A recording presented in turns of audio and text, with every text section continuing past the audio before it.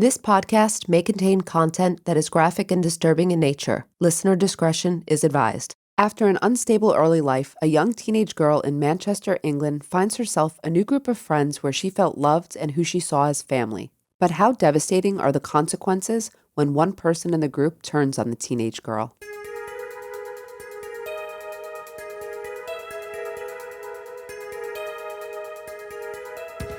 This is episode 40, the Suzanne Capper story.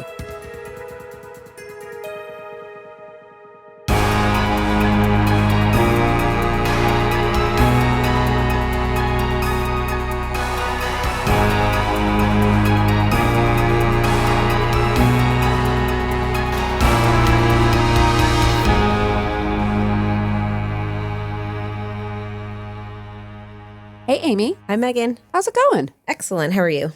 I'm doing pretty good. Always happy to be recording. Yes. So before we begin today's episode, I'd like to note that Amanda Rivera wrote and researched today's episode with just a little bit of help from me. Wonderful. Thank you, Amanda. So before we discuss the case in details, though, let's take a moment to not only thank Amanda, now that we've done that, but to thank our supporters. Today's show is sponsored exclusively by our favorite British streaming service, AcornTV. We'll be releasing special UK edition episodes of Women in Crime each week in March, presented by AcornTV. AcornTV is a streaming service that's rooted in British television. So that is 4 extra episodes this month with cases that are all originating from across the pond in the UK, made possible by AcornTV. This is our first UK episode, the case of Suzanne Capper, which occurred in Manchester, England. Have you heard the name Suzanne Capper before? I have not. That's because probably, if you noted in the beginning, this case happened in England. This is not a U.S. case. And I had not heard of it. I don't know if it was someone who wrote in and suggested it or if I came across it. But I was thinking about doing this episode, and then Amanda put it on her list for me. So I went, yeah, we got to do this one. Suzanne Capper was born in January of 1976 in Manchester, England. In the research, there's really not much mention of her biological father because it was reported that he left her mother, Elizabeth Capper, before Suzanne was born. Suzanne's mother apparently didn't give or show Suzanne much love or support, which is really what made Suzanne look to other people for that kind of attachment. Suzanne had one sibling. She had an older sister named Michelle. Those that were close to Suzanne and knew her well described her as a gentle and easily influenced girl, and that all she really wanted in life was just to be loved and accepted. It's already a sad start. It seems like she just didn't have a stable family life, and she had to look to other people for that. Suzanne lived with her mother and then later also with her stepfather, John, until she was about 14 years old, and then her mother and her stepfather got divorced. After her mother and stepfather John separated, Suzanne was placed in local government care, and after a while, she left that care and went to live with her stepfather John, along with her sister Michelle. According to her stepfather, it was after she moved in with him that she started to skip school on a regular basis. During this time, she began spending a lot more time with 26-year-old Jean Powell. So 26-year-old Jean Powell is a neighbor for whom Suzanne babysat her children. Gotcha. Again, she did not have a good early life. It seems that, she went to live with her stepfather, but I'm sure there was a strain too. She's not living with her mother. She doesn't have a father figure. There's a lot going on early in her life. And she's an early teenager now at that point. She was about 14 years old at that time. Teenage years anyway are the time where you start rebelling, but I think her rebelling became a little bit worse and she was seeking other friends, and I think she made friends as a teenager with a 26-year-old. Yeah. I always wonder about, you wonder about those people, who are like in their 20s and their friends are teenagers because they can't emotionally relate to the people at their own age. Yeah, it doesn't seem natural, normal. It's, in general, I don't think it is. Well, let's talk then about Jean Powell, because she's going to come to play a very big role here. Jean Powell had 3 children and lived at 97 Langworthy Road, which was only a short walk from Suzanne's home. Jean's home was widely known for being a popular spot for drugs, parties, and sex. According to Suzanne's stepfather, John, he said, "I tried to stop Suzanne from going there, but she had a very strong will." John wasn't aware of everything that was happening at Jean Powell's house, but he always said that he had an unsettling feeling regarding those that would frequent the home. He referred to it actually as the House of Evil. And I think that is a premonition for what's to come, actually. At some point, Suzanne's sister, Michelle, also lived with Jean for a short period of time. But she moved out in August of 1992 because she didn't like the, quote, evil new friends Powell had been associating with. Who are we talking about then? Who are these friends? All right, there's going to be a list of characters here. Stop me if you have questions. 24-year-old drug addict Bernadette McNeely had recently moved in a few doors down at 91 Langworthy Road. She had 3 children, but she would eventually also move in with Jean Powell and her children. So we've got Jean and we've got Bernadette. Jean had an ex-husband by the name of Glenn Powell, who she was still friendly with, and he would frequently stop by the home and stay there as well. He was the father of her children? Yes. Mm-hmm. He was 29 years old, and he had convictions for burglary, theft, drunk and disorderly. He was no stranger to law enforcement. Okay, so Bernadette McNeely, the neighbor who had moved in and now has moved in with her, had a boyfriend named Anthony Dudson, who was reportedly 16 years old at the time. I'm sorry? 16? Yes. They're referring to him as a boyfriend. She's statutory rape. To be perfectly honest, the age of consent in Britain is 16. We consider it statutory rape. Different time, but why a 24-year-old has a 16-year-old boyfriend? Not, it's already a bad sign. Jean Powell also had a boyfriend named Jeffrey Lee, who was 26 years old. And he too had prior convictions and was frequently at Jean Powell's home. One more person. Jean had a younger brother named Clifford Pook, who was 18 years old and was also a regular visitor. And reportedly, Clifford was the first person who met Suzanne. That's the cast of players, basically. The dynamic that developed was one where Jean, Bernadette, Glenn, Anthony, Clifford, and Jeffrey would all bully Suzanne, essentially, and take advantage of her due to the fact that she would really do anything to be accepted. Like, she wanted to be a part of this group. Yeah, they preyed upon this. This was her weakness. This was her vulnerability. This was, what she wanted. An incident occurred in 1992 when Suzanne went to her mother's home for help after she was beaten up by Jean Powell. Her mother turned her away, claiming that her new boyfriend would not allow Suzanne to stay at the house, which unfortunately then Suzanne returned to Jean's house afterwards, having been rejected by her mother. I don't know. I mean, this is what I've read as well, although I don't know exactly how this went down. And Suzanne's mother was actually vocal later on, you would come to see, about the actions of these people. But this is the way it was reported, and she did actually return to the house. The feeling of abandonment that Suzanne felt is ultimately what led her to search for these feelings in the wrong places and in the wrong people, and the consequences would be devastating for Suzanne. There's a chain of events that kind of leads to these devastating consequences. So let me describe what happens.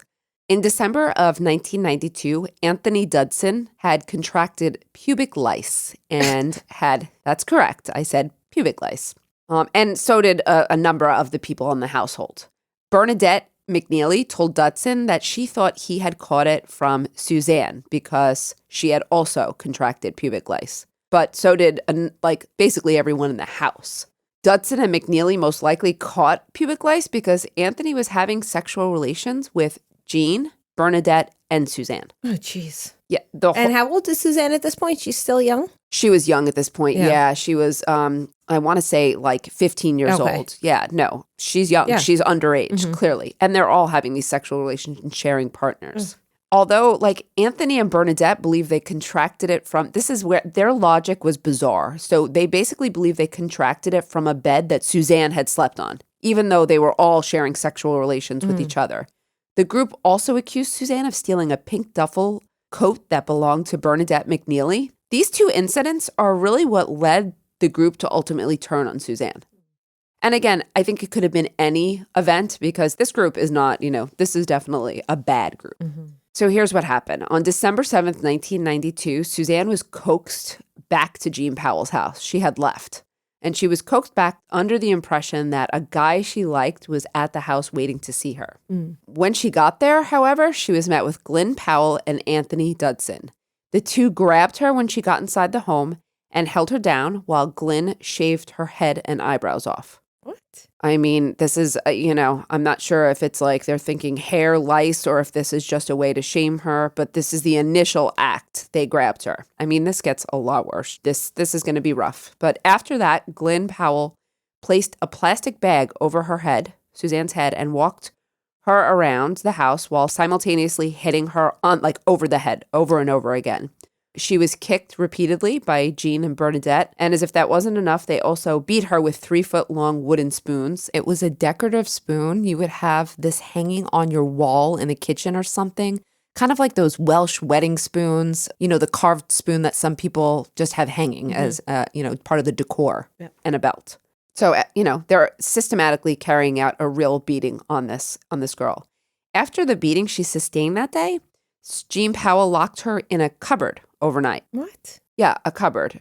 And later on, she would say that she did that for Suzanne's protection, not because she was cruel. On December 8th, the group moved Suzanne to Bernadette McNeely's old house that was actually abandoned and just a few doors down from Jean's house because, get this, Jean and Bernadette's children were disturbed and upset by Suzanne's crying all night long. Oh, my God. It's a case and a story that gets more shocking as time goes on. So I guess that she was there. I said December 7th. So they kept her one night over there. And then they're transporting her, this poor girl that they've beaten, to an abandoned house because, the kids don't want to hear the cries, which probably tells you already tells you that things are not over and they're going to get worse for Suzanne. Mm-hmm.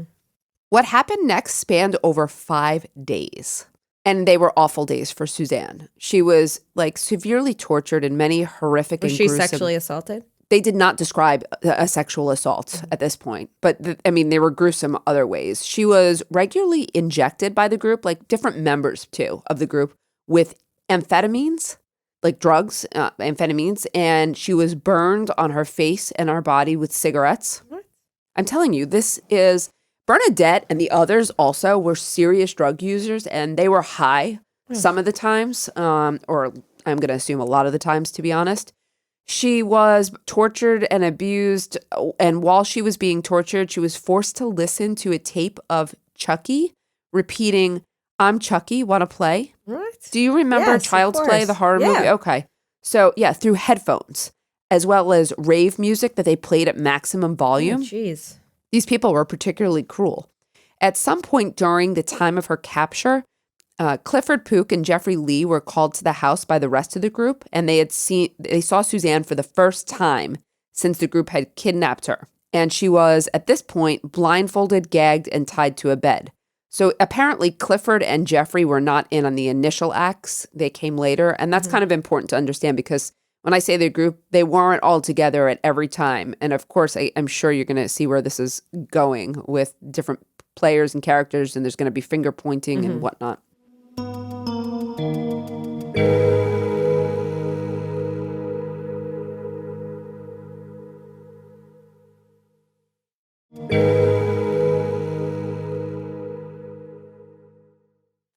By this time, when they saw her and when she was tied to the bed, Suzanne had been laying in her own urine and feces for several days. And so they placed her in a bath that contained a concentrated disinfectant, and they scrubbed her with a scrub brush with such excessive force that they removed a lot of the skin from her body. Oh, jeez. And okay, I'm not done. Clifford Pook, this was her friend, the one who, she initially knew. He took pliers and extracted 2 of her teeth, which police later found at his house as some sort of, they think, trophy so that he wouldn't forget the events. How old was that one? He was 18. Oh, jeez. Where the idea came from to extract her teeth, I have no idea. Again, the police thought it was like a trophy thing to remember the events. Or just another particularly cruel way to shame her and embarrass her and hurt her.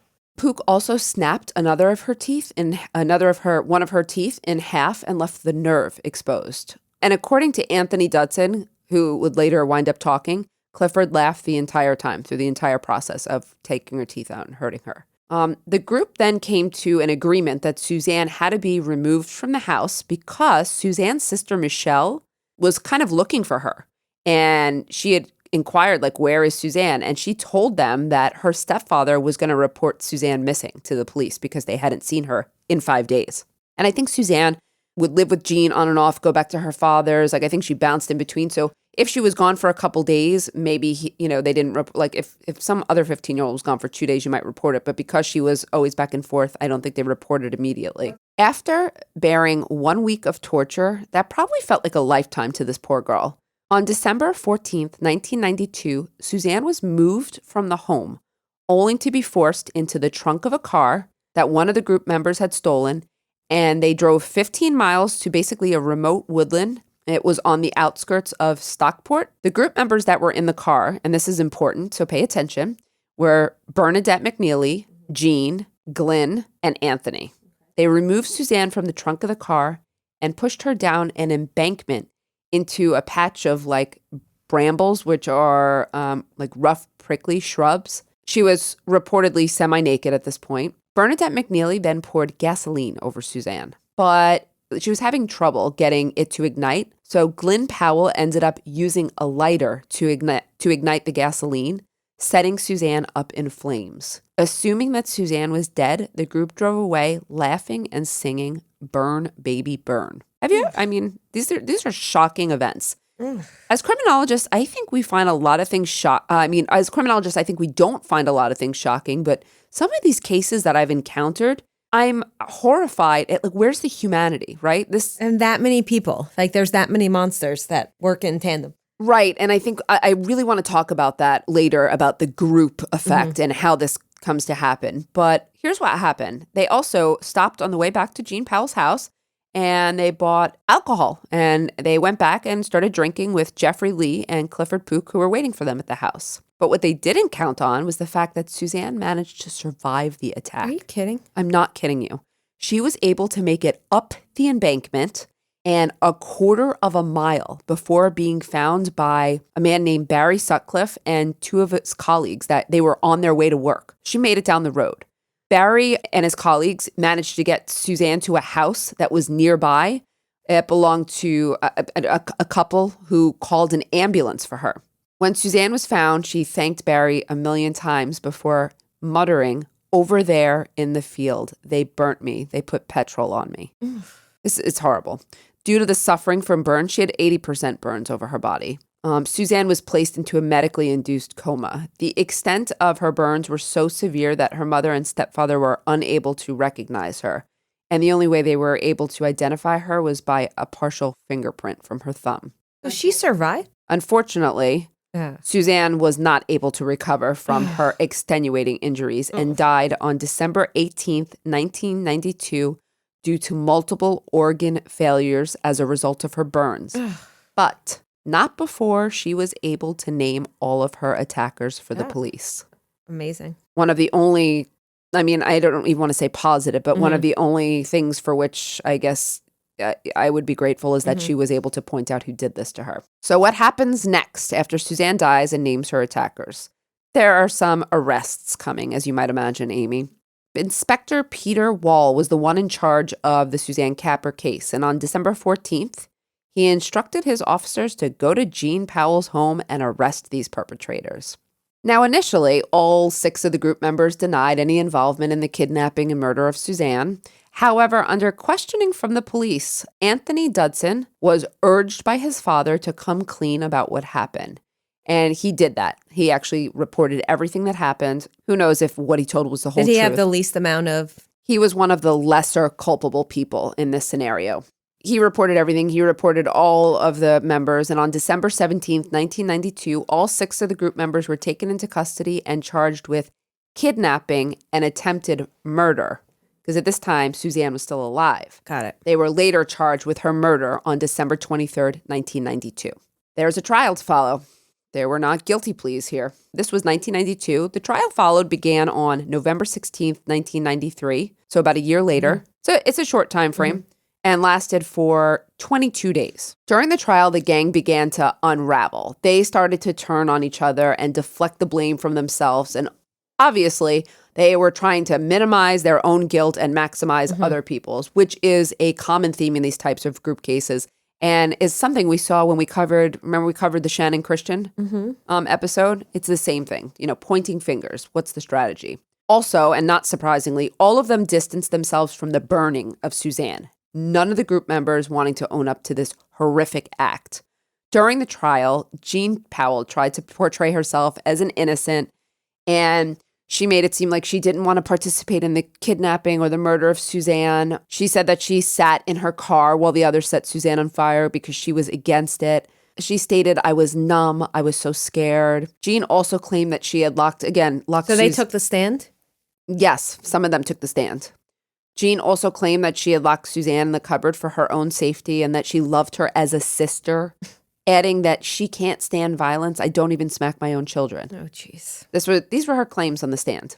Bernadette McNeely claimed that she had held the canister of gasoline, but said that it was Anthony Dodson that grabbed it from her before Suzanne went up in flames, even though this wasn't really true. They're contradicting each other at this point. She also claimed that she had injected Suzanne with amphetamines to protect her. Get this, to protect her from being injected with heroin instead, because that was the original plan. Anthony Dodson told the court that Glenn had been the one to set Suzanne on fire.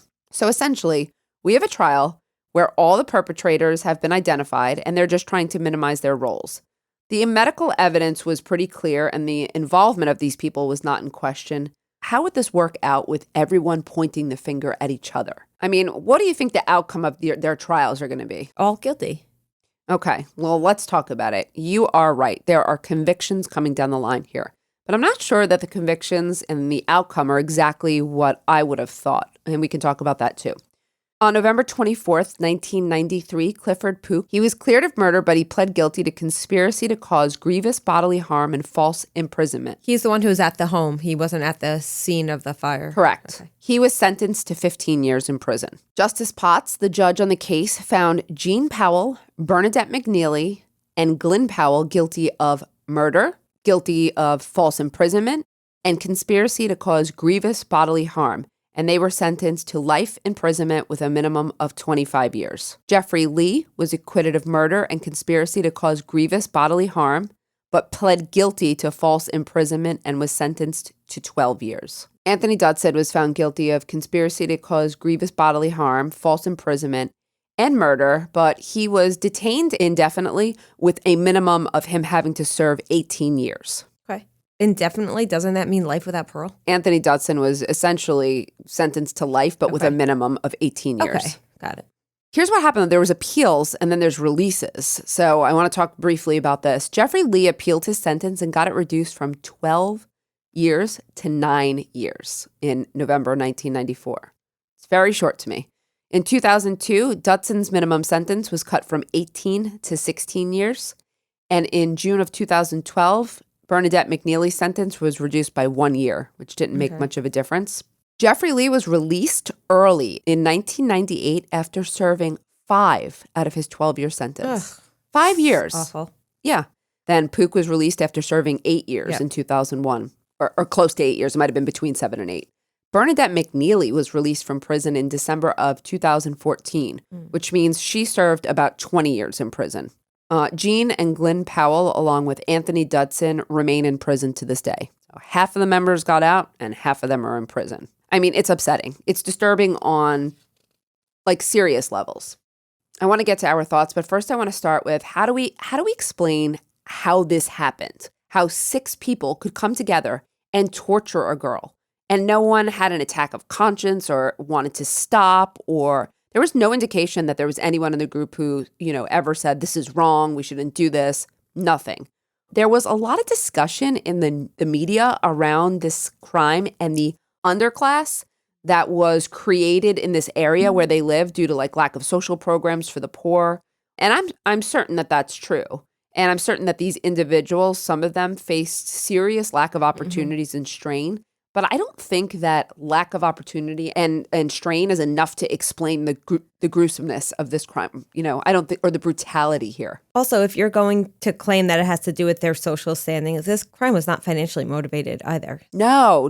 A lot of times when we are talking about crimes of the underclass, they're crimes of survival. Yeah. This crime is a crime of gratuitous violence. Disgusting. Was there a ringleader? There are definitely some who didn't play as much of a role, but I actually think that Bernadette was a ringleader. And I think Was she the oldest? Sorry. No. So the oldest was, Dodson was young. It was Glenn Powell who was the oldest. He was 29. So I'm going to say that Bernadette Glenn, and Jean Powell. Those three were probably the leaders. They are the three that are still incarcerated. Oh, good. Though I want to say, I think Bernadette McNeely was a ringleader too. And she was released after 20 years. She seemed to be one of the main instigators of this crime. And she was involved in every aspect of the torture, of And she's still killing. quite young. Yeah, no, so it was 20 years. She was in her late 20s. So she's I'm sorry, that's considered young in my book. No, she's probably, because my math is off, Yeah. she's probably, I think when I read like the update and the release, I think I read she's 50 now. Okay. But she was released in her 40s, Yeah. absolutely. Mm-hmm. I feel like they minimized this crime, I have to say. I even think the media minimized this.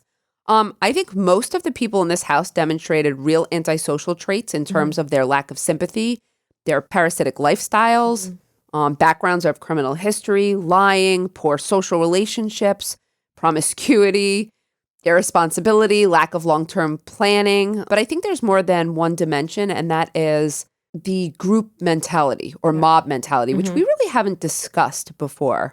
I think in this case, it was one or more of the group members, as you asked about the leaders, trying to also impress another. And I think the excitement of this, and I think that the excitement is how the violence escalates. One person does one thing and another urges them like, oh yeah, kind of, it's like almost like positive reinforcement. Thank you. That's what I'm thinking of. So when we talk about learning theory, differential reinforcement theory, we talk about differential reinforcement. What's differential reinforcement, Amy, for those who don't know? Simply put, behaviors that are positively reinforced will be more likely to continue versus behaviors that are negatively reinforced. Right. So I think that everyone in the group, I think they were reinforcing each other and one-upping each other to also impress each other. Yep. No one's going to play chicken here. And I think this is how some of the violence escalates. They were also under the influence of drugs, and there's another dimension here. Drugs are never enough to. What kind of drugs? Is it meth or? Yes, and like other drugs. Okay. They had heroin. Yeah. They had meth. They were drinking. I mean, these people were habitual drug users and alcoholics. And think about all the indirect victims. Didn't 2 of the women have 3 kids each? Yes, they had 6 children, and I think one of the other males had children as well. Just so you know. Yeah. So we have 6 children. We have tons of, I think that's a good point too. I also think when a group is perpetrating this type of act, that individuals feel safer or less responsible because they aren't the only ones doing it. And I think because they're not the only ones doing it, they can lessen the culpability. I think this is a clear case of mob mentality, which I do not believe diminishes culpability at all here. But I don't know how to explain it. Are there any other, this is the way I'm explaining it, and when we're looking at it through the criminological lens, is I think you have a number of antisocial human beings here who have serious traits of violence, and I would say a lot of them have all, antisocial traits. They come together. There only had to be one trigger event for these people because they were probably set up for this. They start initiating this horrible act, and then they feed off of each other, I think, through reinforcement. They're reinforcing each other's behavior. They're lessening or minimizing their own culpability until the act itself is done. Yeah. I don't know if there's another way. Can you think of any other theories here? Without knowing the full background on each of the actors, it's really hard for us to think of individual theories that could help explain. We know in general what they look like, but we don't know specifics. I think the mob mentality is just so fascinating. We saw this with Shanda Scherer's case as well. We did. We talked, which was also my case. These are hard cases, I have to say, but they raise important questions, though. I mean, the fact that most of these individuals got released with a whole life to live still. Yeah, half of them. And I mean, in Shanda Scherer's case, when we covered it too, if you remember 2 of them got out very early, and then the other 2 got released in their early 40s, which I said was not appropriate because I want people to be older. And I want them to be aged out of crime. And that's not going to be the case with all of them. Yeah. So let's turn to the outcome, the criminal justice response. I'm pleased that the 3 of the 4 ringleaders in my version are still incarcerated. I'm surprised because the UK system is usually not as punitive as we are. So I'm surprised that these 3, I'm happy. Well, but they could be out. They had a minimum of like 25 years, so they could get out too very soon. And I suspect, if I had a guess, I suspect they will. I don't think they're going to be made to serve life. They would if they were in our country. Absolutely. I mean, we're more punitive. Yeah. But I think life for these people would be appropriate. I mean, do you think that's appropriate for their crime? You know how I feel about life sentences. No, for violent I think I would want to know crimes that are adults. I would want to know what they've been doing for the last 25 years. Ugh. And is there any sense of remorse or rehabilitation? Amy, I'm just going to disagree with you outright on this one. I think it's as heinous as it could get, but some of them were quite young, and you know how I feel about redemption. None of them were children, though. None of the younger ones are the ones that got out earlier. Okay. None of them were kids. They were in their 20s. They were adults. Yeah. Fully adults. Yeah. No, you still... I don't know. It's a hard one because obviously the victim in this case is just so brutal what they did. I can't excuse the brutality. I can agree with you. We've agreed on this. I don't think everyone needs to serve a life sentence for every murder, but this crime warrants life for me for these three. Mm-hmm. And I'm not pleased that Bernadette McNeely got out after 20 years. She was still, like you said, young enough and still young enough to have a life. Mm-hmm. And people have, it's funny, I read something, some neighbor was having a dispute with her in some way. Like, she's out like living, I'm not sure she's living her best life. Mm-hmm. I also think Lee being released after 5 years. No, that's way too early. Short. Come on. He participated in this. So of the three who got released, anyone back in the system? Or as far as you found, they're all living? I didn't see anyone back in the system, but that doesn't mean that they mm-hmm. weren't. I mean, also, Pook was released early. He was young. He was 18. But can I remind you again, he removed Suzanne's teeth with pliers. Ugh. So... I mean, okay. And he served only how many years? 8 or something, right? That's the one. He was the one who served, about 8 years. And while he's young, what kind of person, what motivates you to do that, getting out at young? So I'm going to be satisfied if the others stay in prison for life. Mm-hmm. I think that's where they deserve what they deserve. Obviously, you might allow for them to get out after 25 years or so. Depending on each individual circumstance. I'm not happy that the other ones got off so lightly. I think about the cases that we've covered, and I agree. In the U.S., I think that we would have been more punitive on them. Mm-hmm. And I think this is the case for which we should have been more punitive. Yep. This was a really hard case, and actually it was really hard. My student wrote this. I went over and we went, oh my goodness, this is really horrific. I guess the only positive note I can end on is I hope the people who have been released from prison took that second opportunity and made something better of their lives. Mm-hmm. And I hope that they don't ever commit this type of crime again. Yep. Well, thank you, Meghan, for bringing this special case today. We'd also like to thank AcornTV for sponsoring this special UK edition of Women in Crime. Women in Crime is written and hosted by Meghan Sachs and Amy Shlosberg. Our producer and editor is James Varga. Music composition is by Desert Media. If you enjoy the show, please remember to subscribe and leave a review. You can also support the show while gaining access to ad-free episodes, exclusive AMAs, and other bonus content for a small monthly contribution through Patreon. For more information, visit patreon.com/womenincrime.